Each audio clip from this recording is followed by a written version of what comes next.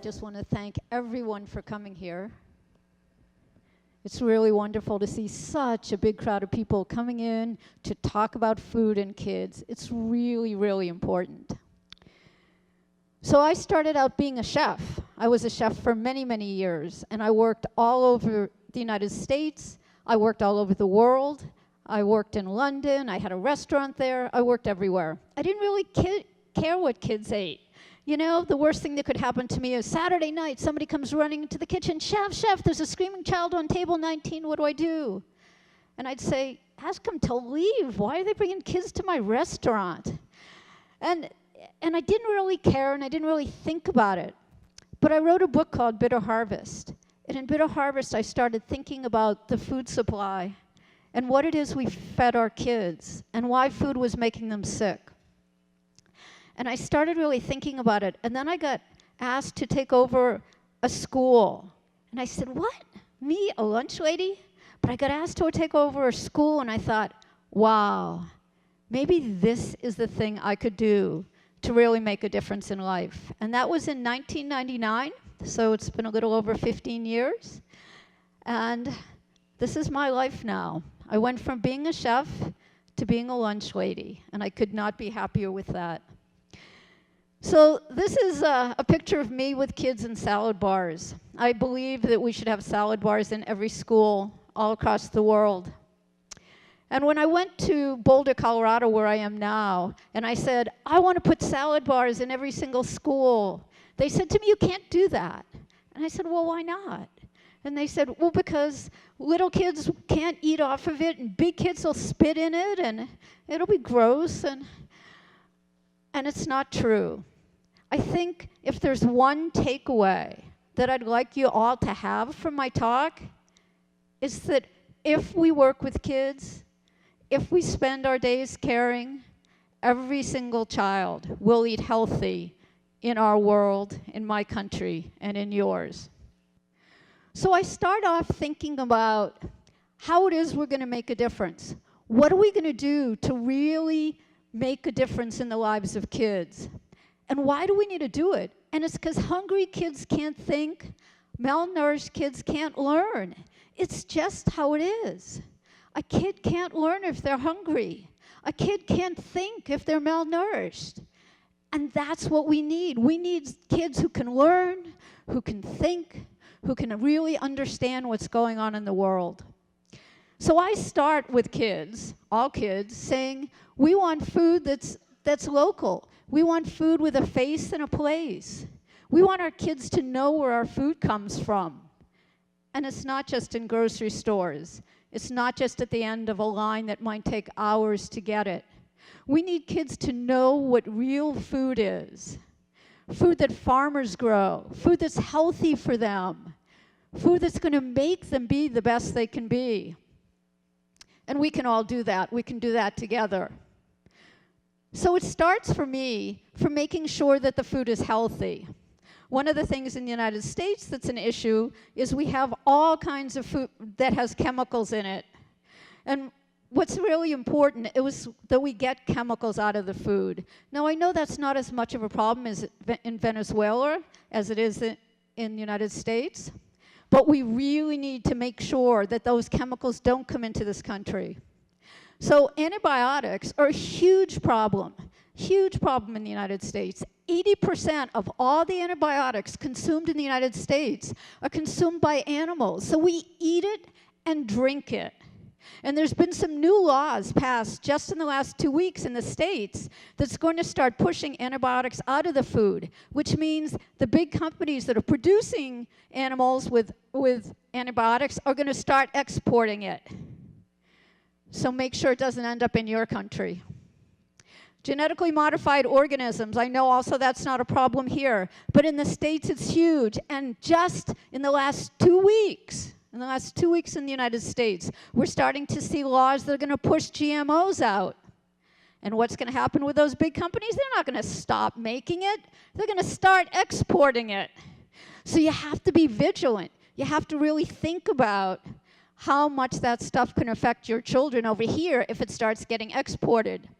In our country, We use 1.2 billion pounds of pesticides every year on our food. That means if I had a 5-pound bag of flour or sugar right here, and I started feeding it, teaspoon by teaspoon by teaspoon, I would feed every man, woman, and child in the United States 4 pounds per year.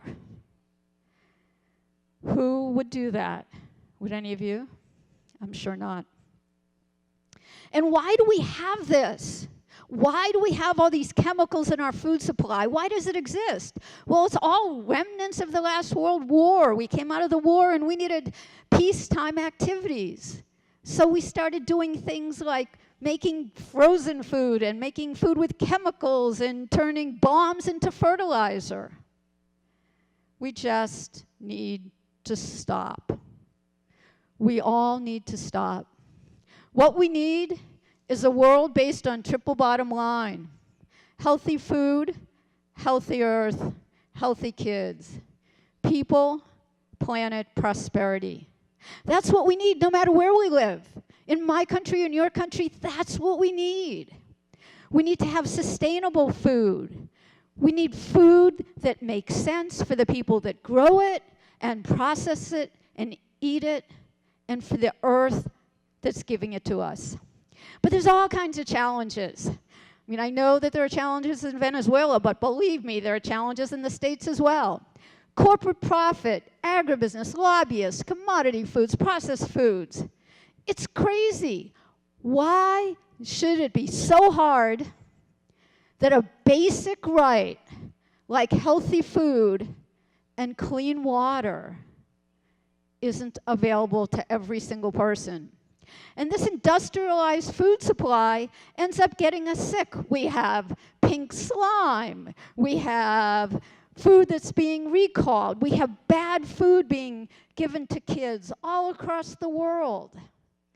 And it's because these big corporations own everything. And you know what? They don't care. So big corporations, Monsanto, DuPont, they control 90% of the commercially produced seeds. 10 companies in America control 90% of all the food. That's crazy. That's crazy. We need a country where we control the food. You need a country where you all control the food. Because it's a basic human right. And what should we eat? Well, that happens to be my healthy meal wheel. We'll talk a little bit more about that. We have this is the United States healthy meal wheel. This is Harvard's, but wait for it. This is what kids eat all over the world. America has taken that stuff and exported it everywhere. Happens to be nachos with some kind of weird cheese sauce, but whatever it is, we have now convinced kids that that's what they want to eat. The CDC, the Centers for Disease Control, has said that of the children born in the year 2000, 1 out of every 3 will have diabetes in their lifetime. 1 out of every 3. That's in America, one of the richest countries on the planet. And it goes further to say that of these children that get diabetes, there's going to be so many. This is the first generation that are going to die at a younger age than their parents because of what we feed them. It's going to happen everywhere. We can't not pay attention to this. The leading cause of death-related disease in America of children under 19 is cancer. It's crazy. And it's because of what we feed kids. And we've seen over and over and over diseases that are now coming to light. ADD, ADHD, allergies, all of this stuff, autism. It's all happening because of the food supply and the environment. So the food's bad, the environment's bad. It all is coming down to our kids who are getting sicker and sicker and sicker. And the only way to stop it is change what we feed them. Now, sugar. Sugar. We need to get rid of it. I think our kids like it. Pretty sure they do. But here's the deal. Diabetes kills more people than almost any other disease. Between the Iraq and the Afghan wars, we had way less amputations from mines than we do every year from diabetes. And we're getting fatter and fatter and fatter. In fact, these big companies spend $17 to $20 billion a year just in my country promoting non-nutrient foods to kids. Companies like Coca-Cola and McDonald's and Kraft and M&M's and Burger King, they are convincing our children that they will die without chicken nuggets. They are convincing our children that soda is better than water. You know, the United States, life expectancy at birth in the United States is 51st of all the countries in the world between Guam and Bahrain. And if we can't get it together, if we keep exporting our horrible food all over the world, we need to make a difference. And you can. In your country, you can make a difference. We need to close the life expectancy and achievement gaps. We don't want a world where only the rich kids get to do well in school, only the rich kids get to have a long life, only the rich kids get to be healthful. This is the social justice issue of our time. And it's up to all of us to make a difference. So my world is school food. That's what I do. I'm a lunch lady. I go in every day. You know, I have these 3 jobs. I'm the director of food services for Boulder Valley School District. I have a foundation. I have a consulting company. And every day I go in. We're touching 2 million kids a day. We're cooking 12,000 meals a day. I go in and I try and fight this fight. And it's huge. It's huge everywhere. You have to worry about food, money, facilities, human resources, marketing. Some days I feel like I'm just a marketer. Because how do we go from this? How do we go from pre-packaged crap, from junk food, to real food? How do we stop kids from eating chicken nuggets and tater tots? How do we go to real food? Because this is what the system produces. This is what big business wants us to eat. This is what they think we should be feeding our kids. And then there's stuff that gets sold to kids in cantinas and little stores. All this packaged sugared stuff. Cookies and cupcakes and ring-dings and I don't even know what it all is. Packaged stuff, right?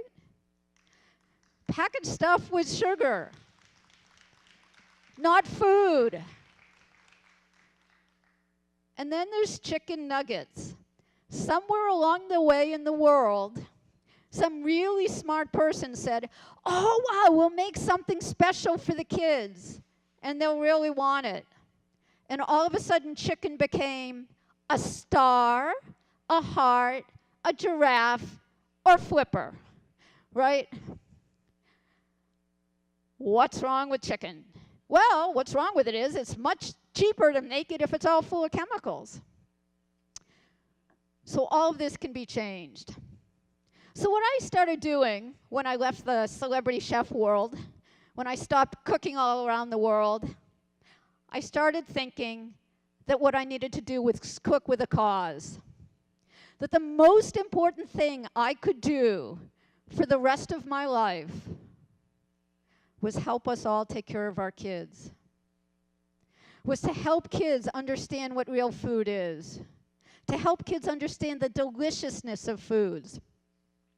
And help them and their parents understand what we should be feeding kids. People ask me all the time, what should we feed our kids? Well, it's pretty easy. Fresh fruits, fresh vegetables, whole grain, and a little bit of healthy protein. Could be vegetable, could be animal protein. That's it. There's not a piece of candy on the list. And what this looks like is going from processed foods and things like canned beans or or fruit cocktail or chocolate milk with high fructose corn syrup, going from that to just real food. This plate on my right, or my left, your right, I don't know. I'm kind of dyslexic. I mean, that's just a plate of food. It's salad and brown rice and fruit and chicken. That's good food. You know, in the States, we have all kinds of programming. We have Farm to School. And this is one day's food in Berkeley, California, where I was the director of food services before I went to Boulder. But in order to do that, first of all, you have to find the food, which I understand how much of a stress and strain that is in this country. But even if you find it, you have to have knives, you have to have cutting boards, you have to have people who know how to cut something. You have to have kitchens to cook in. All across the United States, all the kitchens in schools were dismantled about 25 years ago. So we're trying to rebuild them now. I was lucky enough to go to a school here just the other day, and it had a beautiful kitchen. But if we want to change how kids eat, we have to cook. It can't be processed foods. It can't be fast foods. It has to be real food made in real kitchens.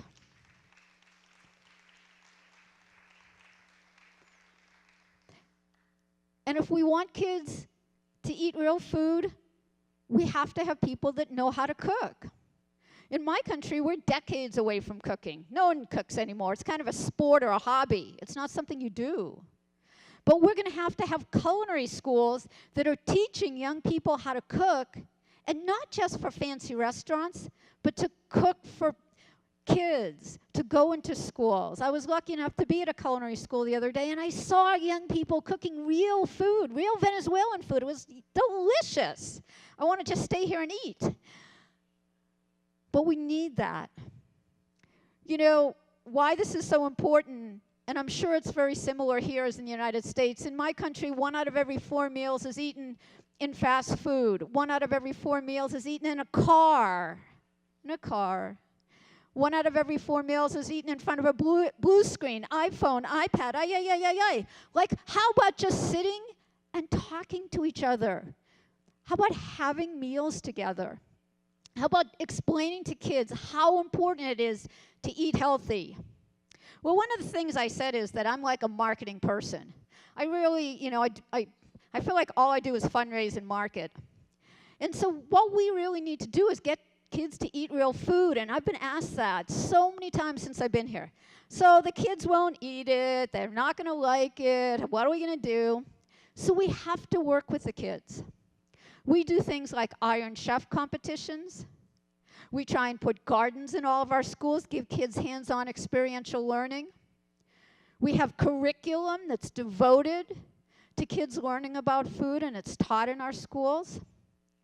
We're not going to change kids' relationship to food. We're not going to change how they eat if we don't work with them. We can't stand there and just tell them. You know, as I've been driven around the city for the last few days, there's billboards everywhere, right? And there's Coke signs everywhere, and there's McDonald's arches, like right across from my hotel, and they're advertising to our kids. We need to be doing it. One of the things we do is we have these little harvest cards. We give them to kids. We tell them about farmers. This is Eric Skokan, one of my favorite farmers. We save all of our compost, all of our scraps in the kitchen, and we feed his pigs, and then he gives us fresh fruits and vegetables. So the kids take these cards and trade them, like used to be baseball cards or something. But it's ways to get kids to really think about their food and where it comes from. I make these calendars. We write the menu for the entire year. In fact, I just finished next year's menu. And we have these beautiful calendars with kids' artwork. We produce them in English and Spanish. And in them, we have the menu for the entire year with kids' artwork. And we try and engage families that way. I get to talk to them about healthy food. I get to write them about Harvest of the Month. I give them copies of my meal wheel. So I produced this meal wheel a few years ago, and one day somebody texted me and said, "Hey, did you know your meal wheel's at the Smithsonian, D.C.? I had no idea. And it's in English and Spanish in the Smithsonian.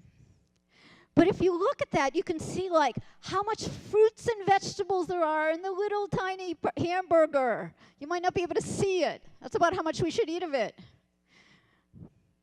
Breakfast. I've been asked about breakfast since I've been here. The most important meal of the day. But not if it's sugar pops or Cocoa Puffs or some like sugar-carrying mess. We need to eat kids real food. We need to stop feeding them sugar. And when we feed kids sugar first thing in the morning, at 10 o'clock they crash. You know, we're just force-feeding them sugar. I've had kids in New York and Harlem tell me it's snack crack. They get just as high. And after breakfast, we need to talk about time for kids to eat. I really don't know exactly how much time they get to eat here, but in the United States, we often see kids with 15, 20 minutes to eat. It's not enough. We need to have kids sit down and dine. They need to have time to talk. We need to be at the table together. We need to let them get through the salad bars. We need to let them have time to really have food and share food. Now, one of the things I've gotten asked every single time I've sat and talked to anyone in the 3 days I've been here is how the money works. What happens with money? How can we afford this? Doesn't it cost more? Well, there's price and there's cost.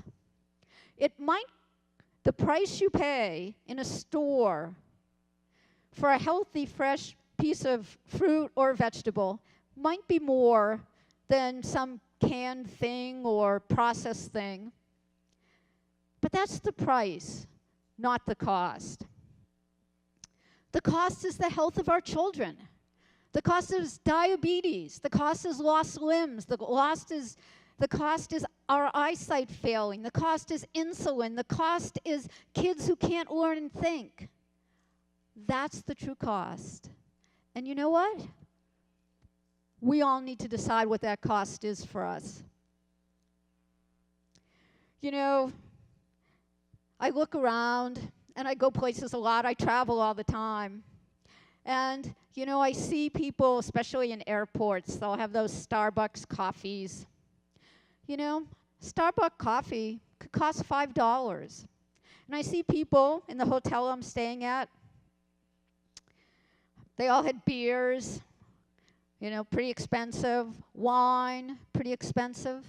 As adults, we often think nothing of spending 3, 4, 5, 10 times more on an adult beverage than we might spend on our kids' lunch. And we need to change that. It's this crazy, crazy idea that we shouldn't be spending more money on our kids' lunches. It's a huge problem in the United States. Congress is trying to repeal part of the guidelines. They're trying to roll them back. They're trying to take money away. Crazy. What are the lives of our children worth? You know, I'm 61, and, you know, more of my life is behind me than ahead. But something I really do know is that the earth we're borrowing the earth. We're borrowing it from our children. And at this point, we're mortgaging their world, their lives, from how we eat, from how we feed them, from how we live. And we can change that. We can make sure that every kid has healthy food. And we have to do that. So as you're watching these slides go by, it says, do one thing, do one thing, do one thing. You might be tired of seeing do one thing. But it's important because we all live really busy lives. You know, at the end of the day yesterday, I'd been running around, meeting people, doing great stuff all day. I got to some wireless, and I had 165 emails in 6 hours. And I kind of lost my mind. I was like, how can this happen? But I'm sure it happens to all of you, right? We're all sitting there with our phone and our texts and our email, and we're so busy. But that's why you keep seeing do one thing. Because when you leave this room today, when you go back to your busy lives, when your phone starts ringing and your email starts dinging and your texts start coming in, when all that happens and your kids want something and your work wants something and your partner wants something, when all that happens, I just want you to think, is there one thing I can do, one thing all of you can do for the long-term health of your country's children? Because whether you have a child or not, or a niece or a nephew or a grandchild, you've been a child, you know a child, so all those children are our children. And that means we have to walk out of this room and think of just one thing that we could do different. Because if you don't do one thing at a time, it becomes overwhelming. And it's like, I can't do it. It's too complicated. You know, the things with the government are too difficult. The politics are too much. I'm just going to forget about it. What she said was kind of cool. I like the pictures, but whatever, you know. But I don't want you to do that.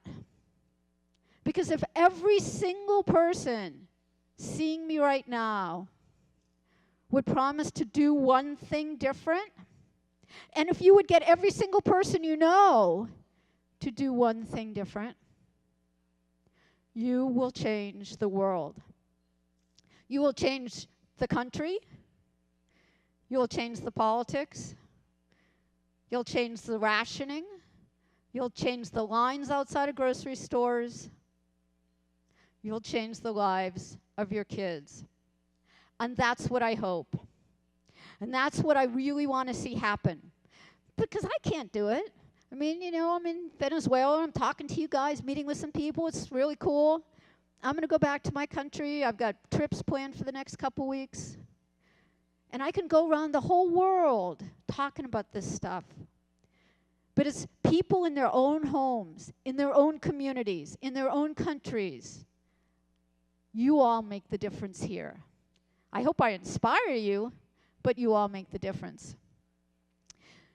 So as we're starting to think more about this, and I start to think about what we can do different, and what I've been able to change in the States, I want you to know that you can change stuff here. One of the programs I run is called Let's Move Salad Bars to Schools. And I work in collaboration with Michelle Obama. And she has been an amazing, amazing cheerleader for healthier food in kids. And we've seen more great stuff happen in the 6 years she's been in the White House. Sometimes I think she's really running the country. Actually, it'd be a better country if she was running it. But having her there, having her to work with, has made a huge difference. And one of the things that happened is we started getting healthier food in schools. The government passed laws that got healthier food in schools, where 50% of the plate is fresh fruits and vegetables. That's huge. Where we're starting to get rid of the processed food in our schools, where we're starting to teach kids every day, because it's become law, that instead of having food that looks like processed food, we have this kind of food. That's actually food that we serve in our cafeterias. That instead of having a Big Mac and fries, that you could still have a hamburger, but maybe it comes with fresh fruits and fresh vegetables. So do one thing, do one thing, do one thing. Well, I'm kind of an overachiever, so instead of doing one thing, I thought I might do a bunch of things. And one of the things I did was I started this foundation, the Chef Ann Foundation. And we have all of these projects, Salad Bar Project, a Parent Advocacy Project. We work all over the United States, everywhere, touching over 2 million kids every day, trying to change food in schools. Our website has hundreds of recipes, and a lot of the stuff is in Spanish. The whole entire website can be translated into Spanish just by hitting the little Google button. All of the recipes are explodable. They all meet the guidelines in the United States, which would, work here as well. And there's actually, because I have so many Hispanic students in my school district, a lot of the recipes actually would work really well here. I told you a little bit about the salad bar program. Well, we've raised over $10 million in 4 years and put 4,000 salad bars in schools across the country. And what I hope is that I get a salad bar in every school in America. And salad bars are one of the best things you can do in schools. And I hope you can get it in some schools here. If you give kids choice, it's amazing what will happen. And when you watch kids who are given choice and they get to choose what they want off the salad bar, really cool stuff can happen. And one of the reasons I start with salad bars always is because it gives kids choice. And it's something they really care about, having choice. But just giving them the choice isn't enough. I mean, we have all kinds of programs. All this stuff is downloadable in English and Spanish. We have Rainbow Days. We have Mission Nutrition. We give out grants so that schools can work better with kids. The newest project I'm working on with Jamie Oliver and Alice Waters is food literacy. This is an event we did in California a couple months ago. And we're trying to get education, food literacy, food education, food truth in every school in the United States. And I hope that you guys want that here as well. That you guys want to make sure that every child in your country not only gets good food, not only has access to healthy food, but learns about good food. Because here's the deal. It should be a birthright in your country that every child, every day, has healthy food in school and at home, and that no child is ever hungry. Thank you very much.